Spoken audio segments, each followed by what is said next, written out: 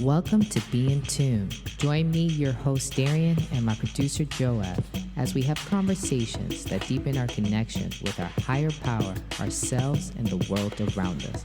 So, get ready to tune in, turn up that volume, and welcome to the Be in Tune podcast.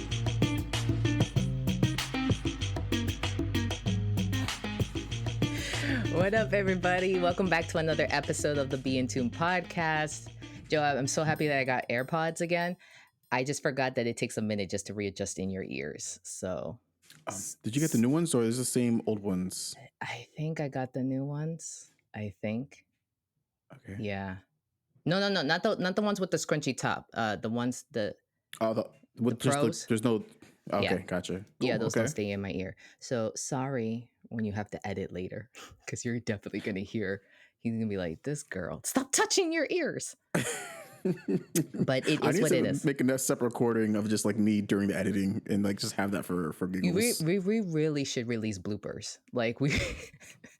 Why not? You know, that's a good idea. Maybe that's a good idea. Blooper / scolding that I get from Joab of like, stop breathing on the microphone. He said that. He has said that. Okay, I digress. She's because not gonna let that go. Dang. Okay. Now that when I do group therapy, now I'm like, is my mouth open? Am I breathing on the microphone? But it's okay. It is what it is. I appreciate it. I appreciate the feedback. All right, we have to get into it because Joab, you know, Joab and I normally do our little back and forth, but at A, we have some special guests. I am so excited to have them on. Without further ado, I'm going to introduce you all to Nadia and Marlon Jorge from Lindation Adventures. We're fancy on this pod. We have stuff. Yeah. We have fun. We have fun here. We definitely have fun. Love it. We have a lot of fun. All right. Guys, thanks for being here. I'm so excited. Thank you for inviting us. It's our pleasure. Oh, I appreciate it. So when I originally invited them, so for listeners, right? When I originally invited them, you should have seen their faces. They were like, okay, why would you want us on the pod? For those of you who do not know Nadia and Marlon, so they have this Instagram account. It's called Lindation Adventures. And I'll let them explain why they call themselves that. But essentially, you could just... when you go on their Instagram, you see that it's like a travel blog, right? You're constantly seeing photos and videos of where they have been. Their son did a school project, Joab, of just highlighting where he's been. And it's like, I think JJ talked for like a half an hour because they've been to so many places. And it's just so amazing. And it's just so beautiful. And I love your tagline of one day at a time, one adventure at a time. So I want to talk more about that. And then also, for those of you who don't know, Nadia, Marlon, how do you put it? She's my travel wife when I travel. Yeah, pretty much. Yes. So I went to Argentina and Chile with Nadia last year, and we went to Italy this year. It was a good time. We have stories for days, but we will not share those stories. It was a really good time. And then, of course, on these trips have met some amazing women. And then, of course, Nadia, with all her posting and all that, she has become somewhat of a social media influencer. So it just seems right to have you on the pod. So I'm excited. And let me start off with my first question. Can you introduce yourselves and tell us, how did your family start this journey of traveling? Because people really want to know, one, how y'all have this money to constantly keep traveling. Two, do you guys like literally own a home somewhere? Like, how are y'all traveling? Like, share the details. Well, hi, my name is Nadia, as Daria mentioned before. Since I remember, like I have always been exposed to traveling since I was a little girl because my parents, we used to go, back in my country to around the island and then visiting families here in the States, in Puerto Rico, Florida. So I have always been exposed to traveling. Even at my college years, I used to go on trips with my best friend. So it's always been in me. When Mm-hmm. I met my husband and we got married, of course, our financial situation was not the best. But once I started working, uh, we have always traveled as well, pretty much road trips and all that. When did it change? I think for us as a family, back in 2019, my mom passed away in a period of time of a month. She got sick and she passed.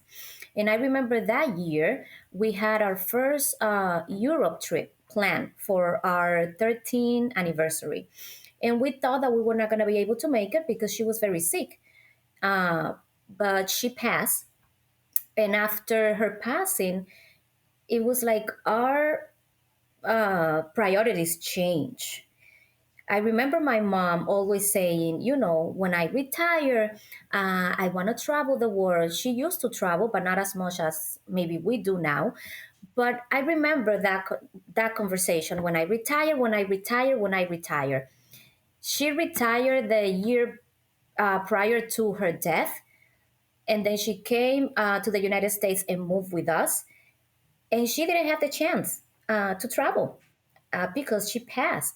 So when that happened, and it was very soon, like I sat down with my husband and I'm like, listen, like I don't know when I'm passing.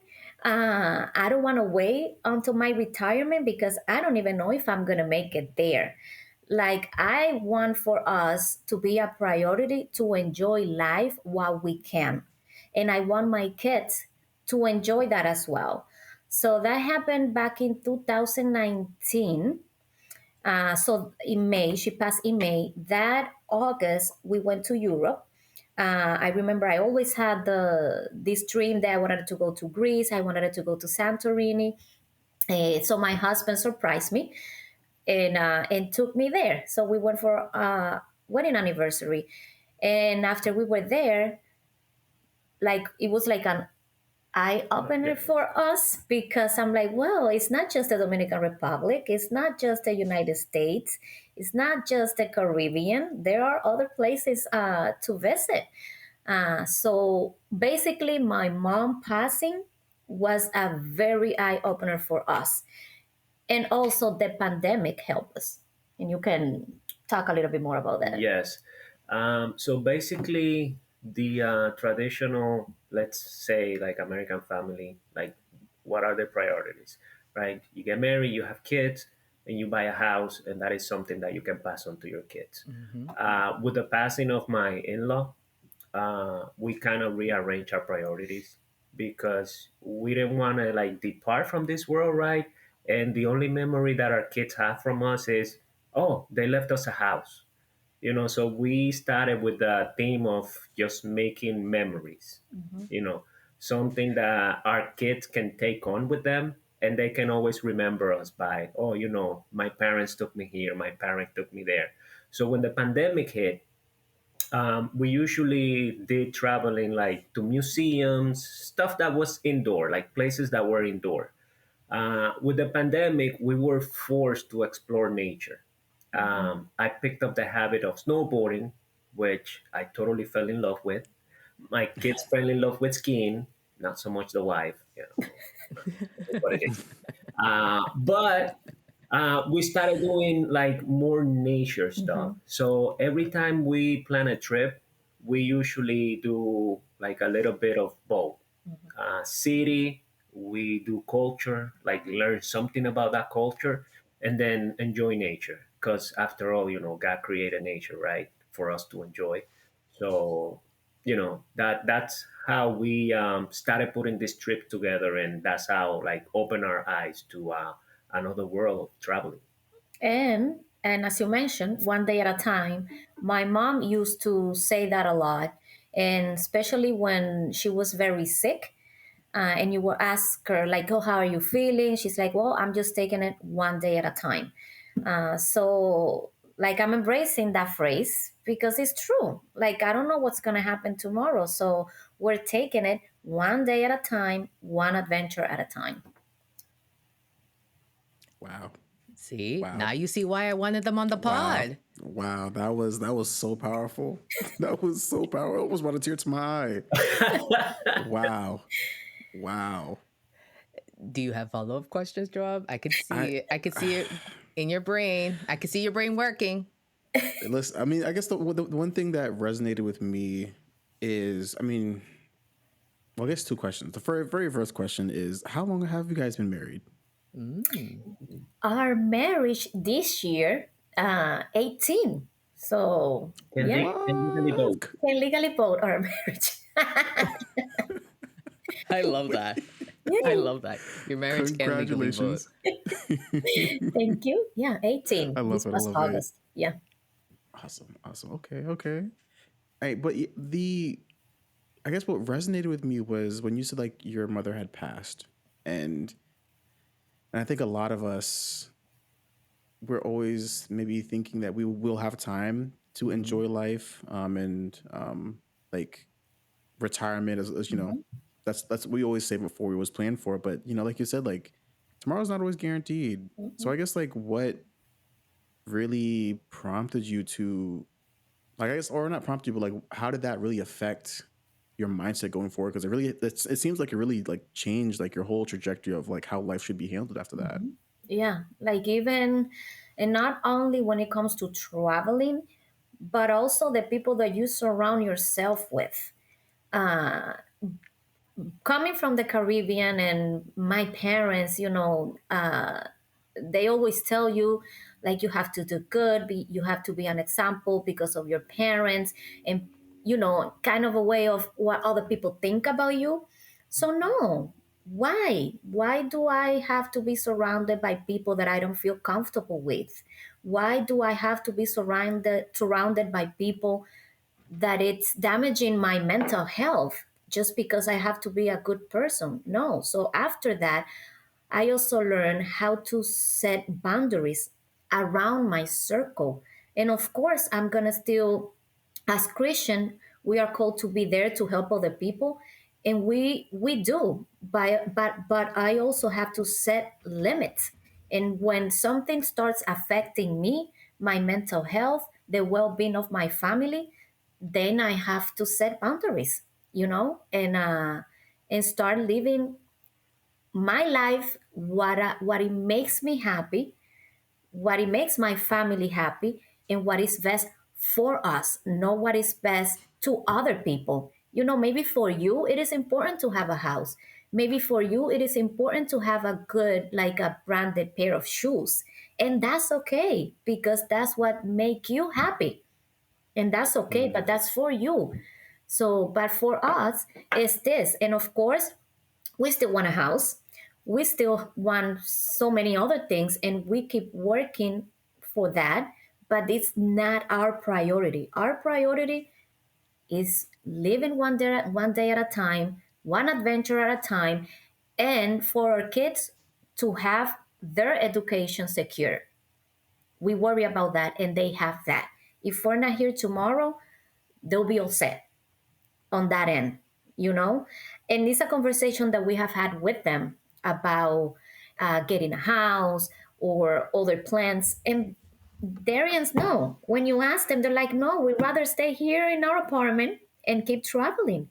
And I think what Darian mentioned when our son did his capstone this year, we know we were this traveling journey, it was making an impact on them, but then listening from him, and in other many other areas, even him talking about his mental health, and what these trips have done to him, I wanted to cry. I'm like, wow, sometimes they don't express it to you. uh, but then him talking to the classmates, it was like, wow. So I'm like, okay, I think we're not doing it that bad. You're like, we're I not love scarring that. our children. They're gonna be fine. Yeah, Right. and going back to what you said, Joe, the mindset. So when her mom passed away, right?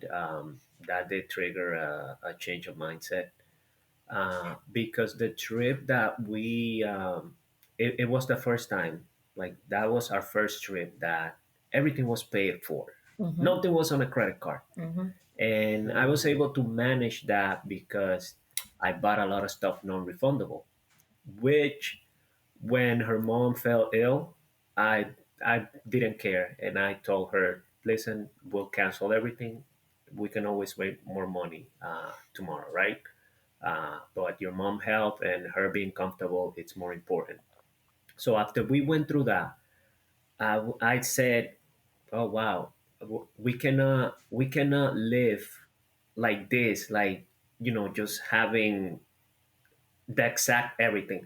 So I went up at work and signed up for a life insurance, Mm-hmm. you know, just in case if something happens to me or happens to her.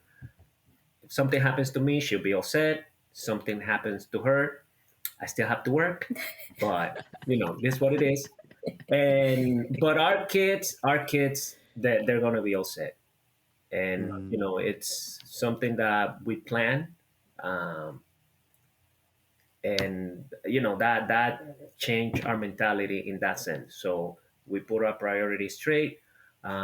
We also something also helped us a lot. We read a Dave Ramsey book, and that also completely changed our perspective when doing finances During the pandemic, during the actually, pandemic. and it Yeah. was we sat down, everything on the table, and we're like, okay, we need to start doing some cuts.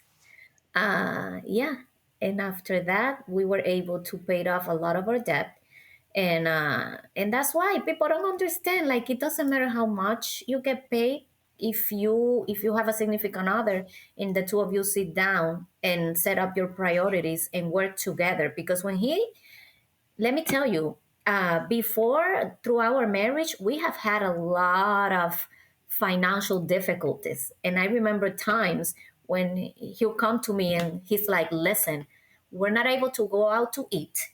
We're not able to go anywhere.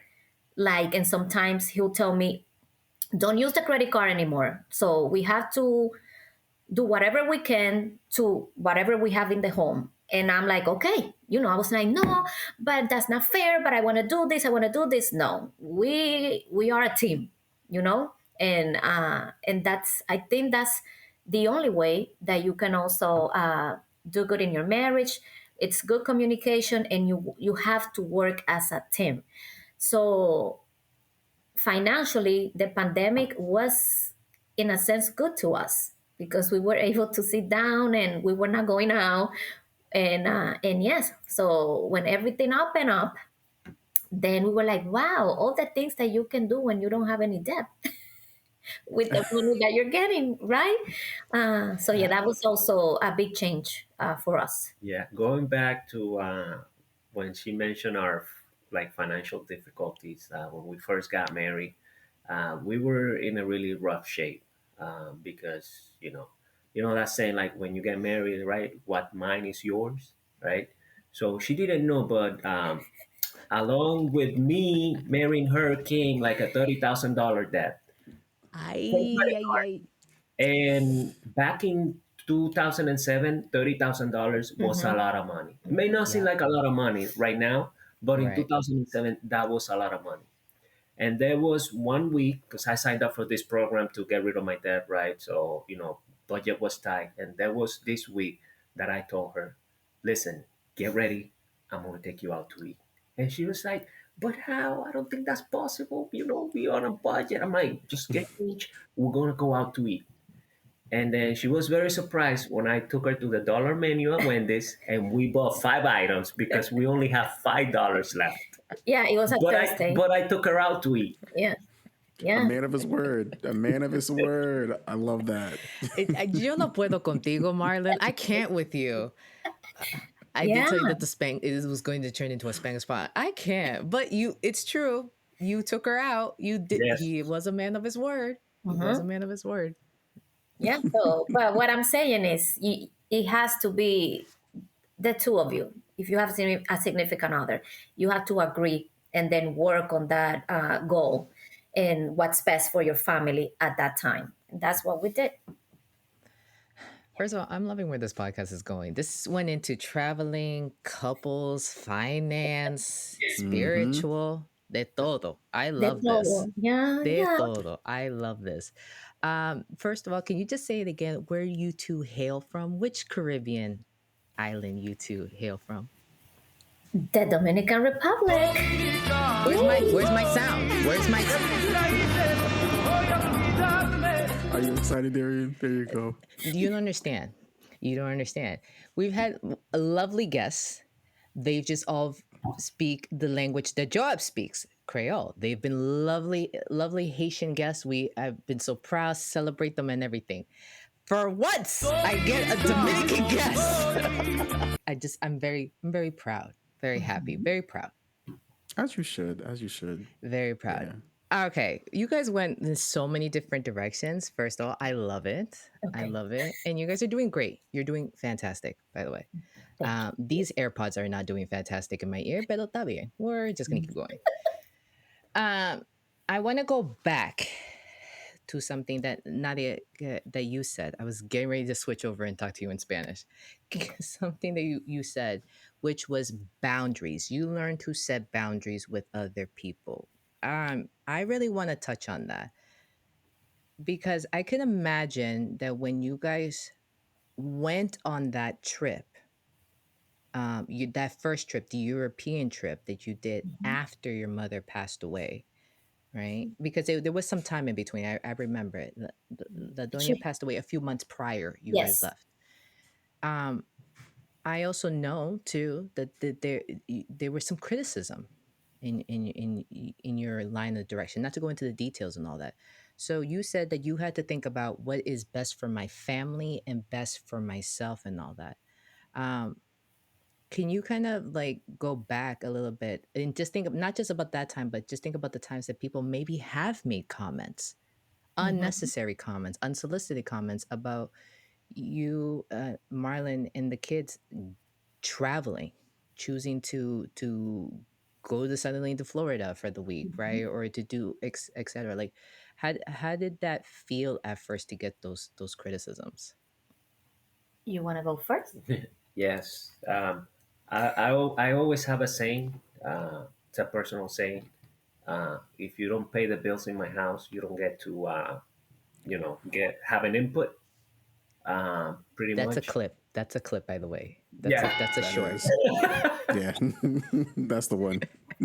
So I can only control what I do Hmm. with me and my family. I cannot control what other people say. People are always going to talk. Uh, I'm the type of person that I hear something Mhm. and it's like I put oil and just let it slide.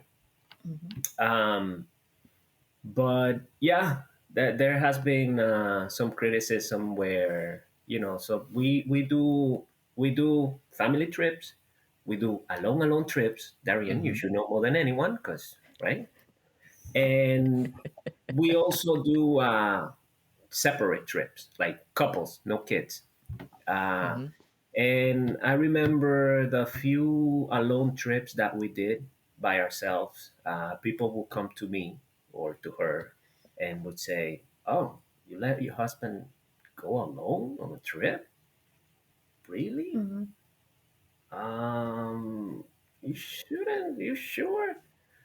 And to that I say, when you put God first in your life, you know, it doesn't matter if I go along on a trip. If Mhm. God is not first in my life, it doesn't matter if I go everywhere with my wife. I'm Mhm. still gonna find time to do something that it's not pleasing in the eyes of God. So I always think of it as this way. I could be far away from my wife and do whatever I want to do, and she may never know, right? Mhm. But God is always watching, right? Mm. Mm. Hmm. That like if I'm here to please my wife first, I'm gonna fail. So I always take it upon myself to see, like, is this good, like in front of the eyes of God, you know?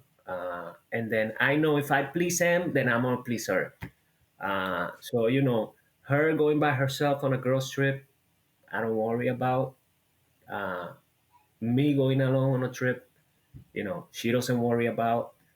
Us going alone, our kids don't worry about because they get well taken care of, And they know. and they know. They So, know. They know. so it's something that put God first, and like invite the people watching. If you do that in your life, it's gonna work wonders in your marriage. And then I also, because I remember my mom used to care a lot about, what other people say, maybe. Hmm. Is this going to look bad or not? Whatever. So I think that played a lot on her sickness as well. And I'm like, I don't want to. And a lot of people had this expectation from me that, oh, you're going to be like your mom now. And, because I look like her and the way I am as well. And I felt this burden on me Hmm. because of all the expectations of people around me after her passing. And I'm like, there was a point when I'm like, no, I am not my mom. She lived her life. I need to live my life, you know? So I think there's a point in life in when you reach certain age, or maybe when after the experiences is in life and what you've been through, you are at this stage where like you really don't care what other people say. Not that you don't care, but it's like it doesn't affect you anymore. I'm in a stage of my life, and Darian can testify about it. If I hear a person, saying there's perspective or whatever about a topic, maybe something related to me or a circumstance, I just listen. I just listen and I say nothing. Why am I going to bother on explaining something that, when it comes to my life, if it doesn't pertain to you, you're not going to understand it. So I just listen and I stay quiet and I mind my own business. Like I learned that, like, okay, that's your opinion. This is my life. I keep living my life the way I think it is the best for me and my family. And I only have to be good with God and my family. That's it. It might not be, how is it that people say, me grass is not the same as other people. The grass is always Oh, greener. On the other side. Yeah. mm-hmm. Mm-hmm. So I have learned to just focus on me and my family. Our reality that is not the same as other family. It's not the same. Hmm. Yeah, Yeah, like no, what worked for us, yeah. it's not necessarily going to work for another family, and Mm-mm, what other families are doing, it's probably not going to work for us. mm-hmm, So it's going to vary from family to family. For Mm-hmm. sure. I think we forget that as society too. Like, I say it all the time when it comes to um, clients who come to me. They're like, "Should I take this medication? Should I not? I've heard this thing. I've heard that thing." And I'm like, you need to consult with the doctor about that because here's the thing. Guess who's going to know your body best? You. And then the doctor who's been seeing you for mm-hmm, several years. You know what I mean? They're going to understand what may and may not work for you. And I think that's such a great mindset for us to have, but we forget about that because what would work for someone else will not work mm-hmm, necessarily for another person. mm-hmm, Today I went on a walk and someone was like, "Aren't you a runner like your mom and your sister?" And I said, "No, I'm not." And I'm like, "I can do it. I mean, especially if I got to run for my life, I can run." And then they're like, I was like, it's not my preferred exercise. My preferred exercise is hitting a heavy bag, doing more strength training things. I like that stuff, but it doesn't take away from the fact that I'm I at least I got a clean bill of health, so I'm healthy, right? I mm-hmm, just saw the doctor, but Adriana and my mom, they're healthy in their own way and they do their own stuff. But we forget that so much. We forget that mm-hmm, uh, we can be very individualistic in society and forget about community, but we forget that even with communities, there's still some levels of mm-hmm. individualism that happens Yep. there. Mm-hmm. And your family is a tribe. And what you guys do as a family, as a tribe, like you said, if it's pleasing God Mm-hmm. and you're good with one another, that's all that matters. Mm-hmm. Yep. Touching on what Nadia said about how she lets things slide. Well, first of all, Marlon has the uncanny ability to literally not care about what anyone says or thinks or does. And Joab, just for context, some Marlon and I called him weird this weekend. I was like, "You're weird," and he goes, "I know," and he just shrugs up, and I'm like, he really just like he genuinely doesn't care because he's just doing Mm-hmm. his own thing. And like he really, the only thing he cares about is if God cares. He cares about what God thinks, and he Mhm. does care about what Nadia thinks, and I love that. Which Marlon, we're all weird. So I said this. Yeah. I laughed when I told him that, and he goes, "I know." And then Nadia, I've been on 2 trips with her, 2 girls' trips. Things happen, whether people want it or not. We're not going to go into those details, right? Mm-hmm. Because what happens on the girls' trip stays on the girls' trip, right? She's so proud of me. Mm-hmm. But I was gonna say things happen. There's difference in personalities and everything. What's Nadia's personality? She had. There's this song that we sing, or there's a phrase that we say. No es mi problema, es tu problema. Like it's a song, but it's saying what it's not my problem, it's your problem. Mm-hmm. And so there's been times, and you, Joab, you know my personality. I can get a little fiery at times. Yeah. Nadia knows my personality. I'm like, this is not fair. Why is this happening? Why can't they do this? I don't understand. Blah blah blah. And Nadia's just like, no es mi problema. No es mi problema. Like she just repeats that, and it's so beautiful. And I started to take that on myself. Now I can't say I'm completely there, but I started to take that on myself, and it's so freeing. That's what I'm trying to Mm-hmm. get at. That is Mm. it's a Exactly. very freeing mindset, because then now you have more space and energy to put into who God created you to be. Marlon, I love that you're bringing God into this, because Always. it's like it's weird. It's like you're a man of God or something. You I'm talk. done. I try. I try. Yeah, but it's like what you said, Darian.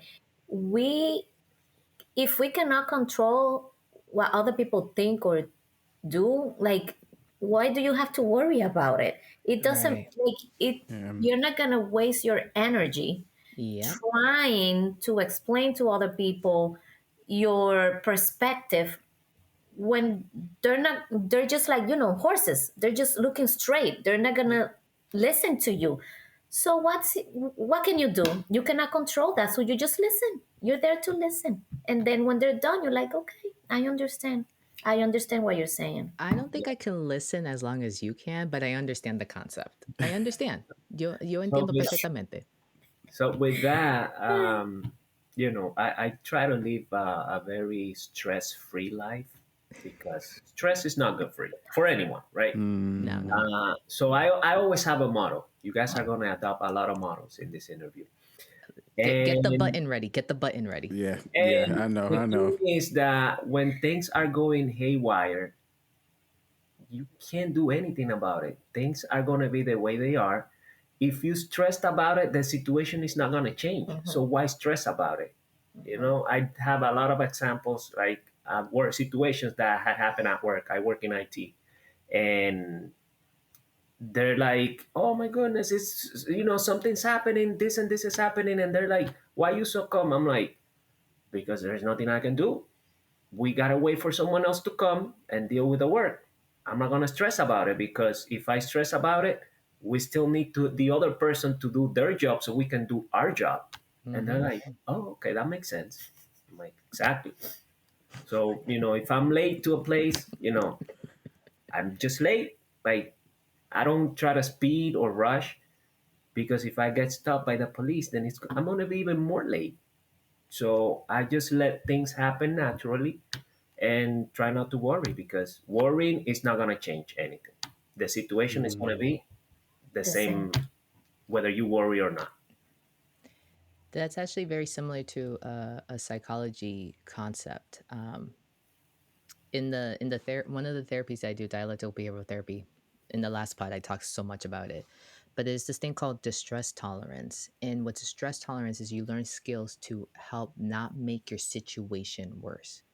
Like the concept is this: is like you're already suffering. Don't do something that's going to add to your suffering, because now you got to deal with the original issue and then the new issue that just came Mm-hmm. about because you were Mm, reacting, you were being impulsive uh, to the original stressor. Mm-hmm. So that's just when you were talking, you're like, it's already happening. What Yeah. what what else can I do? Like now, if I just stress more about it, I'm now dealing with other issues. Yeah. So that's He just has where that superpower. I Yes. don't that much, but he has. So yeah, I wish. you guys are a nice balance, though. You guys are they're actually you guys opposites are. in some ways, and then they fuse so nicely. It's like God was like, and him and her will go Yeah. well together, and that's Yeah. Hmm. literally it. Mhm. First of all, their height difference is adorable, but we won't talk Yeah. Oh about it yeah. more. Oh, like what? How? I am 4'11". 4'11". And I'm 6 feet. Oh yeah. Oh okay. Yeah. That's yeah. That is a 2 foot difference. Yeah. But I I, don't. I was trying to go for something small that I can handle and dominate, but he's feisty. He's very feisty. Oh my god! So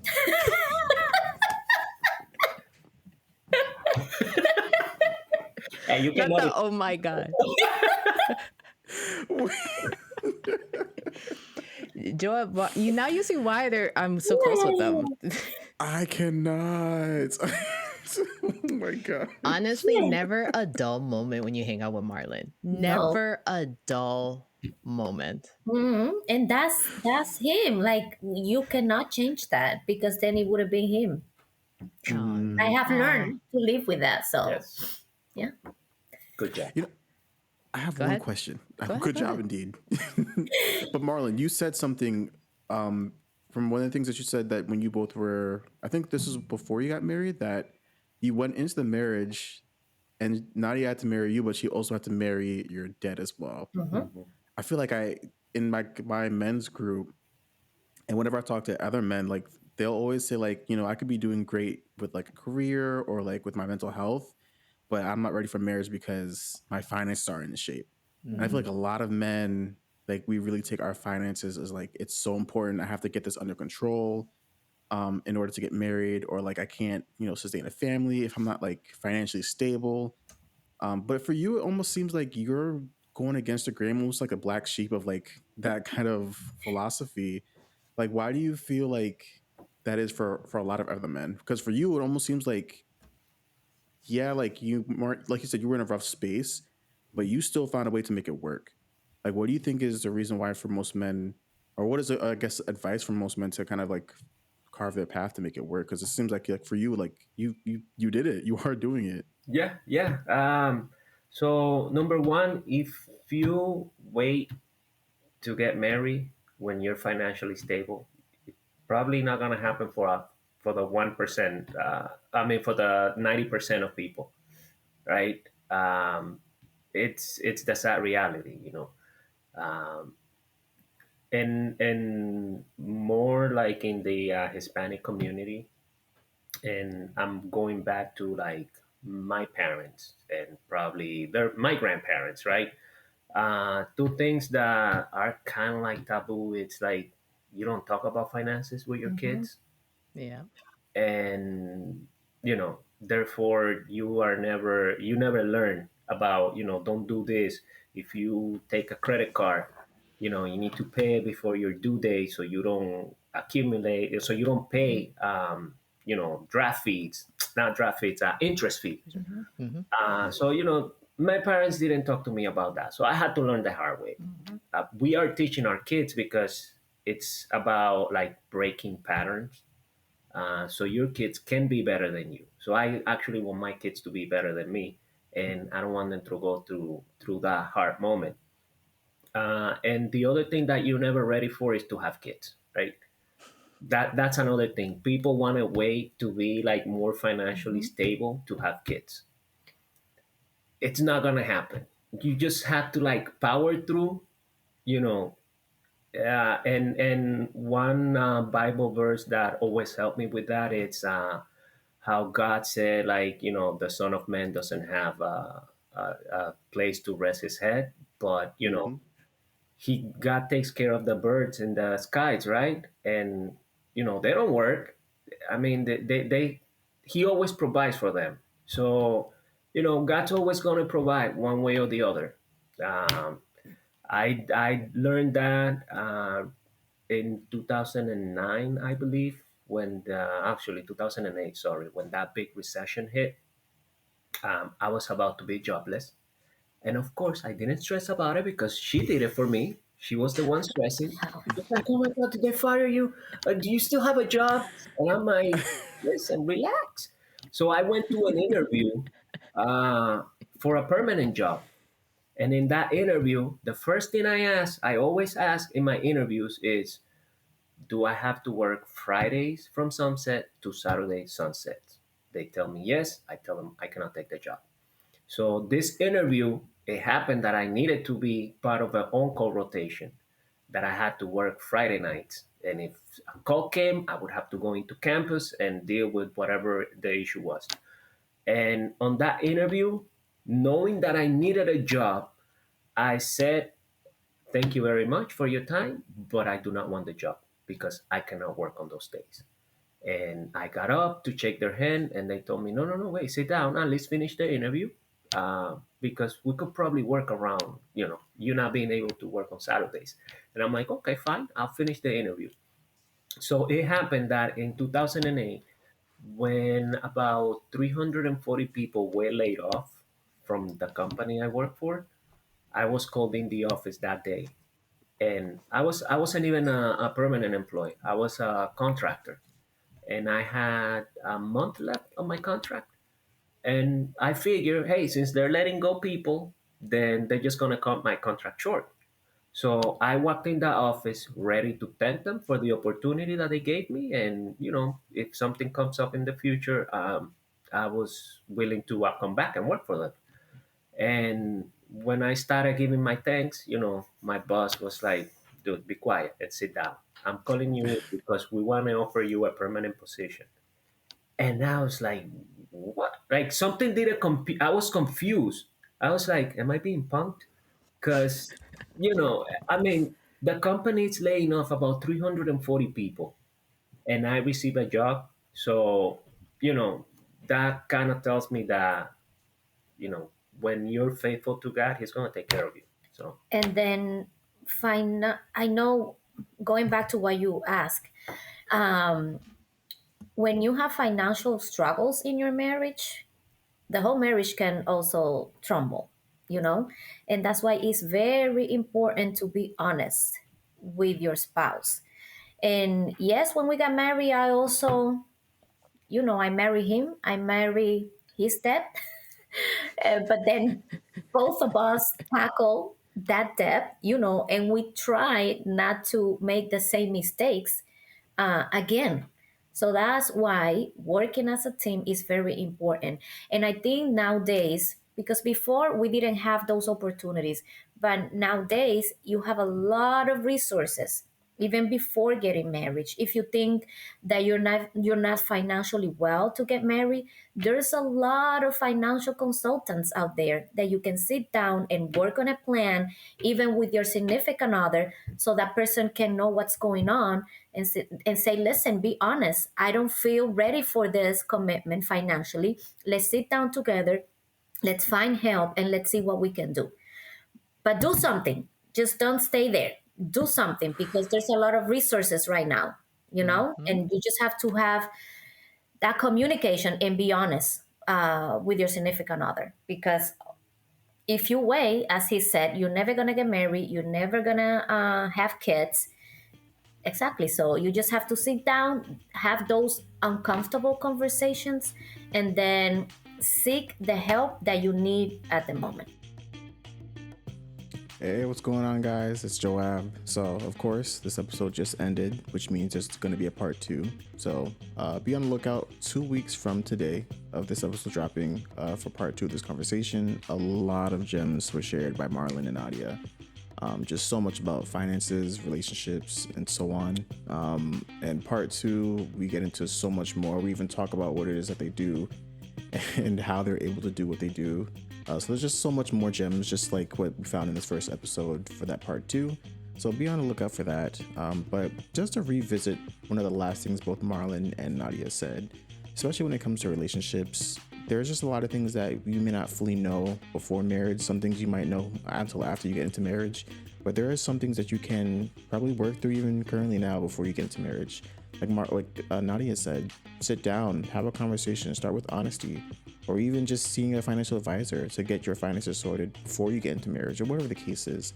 There's always something we can do, whether in a romantic relationship or platonic relationship. There's always something that can be done to help prepare. So take these words of advice from people who have been doing it for a very long time. But again, if you want to hear more of them, look out for part two. And as always, as the great Darren would always say, remember, be in tuned. You know, I realize I'd be throwing up a peace sign, but like for some reason my thumb can't hold the pinky finger, so I'd be looking like peace, y'all. Peace.